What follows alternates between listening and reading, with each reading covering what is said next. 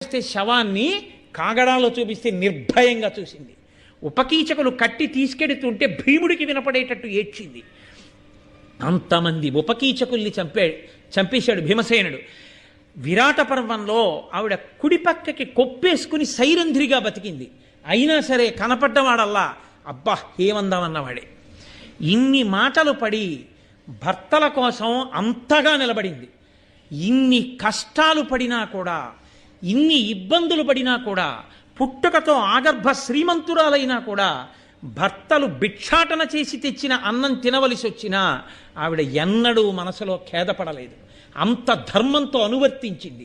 ఇవన్నీ ఏ కాంత వలన నడుస్తాయి? ఏ సామాన్యమైన స్త్రీ మహాభారతాన్ని నడిపించగలదు? ఏ సామాన్యమైన స్త్రీ ఈ పాపాలన్నీ పోయేటట్టు, పాపులు తొలగిపోయేటట్టు చెయ్యగలదు? ఆమె కాబట్టి నడిచింది కథ. ఇంత గొప్ప ద్రౌపదీదేవి ఇన్ని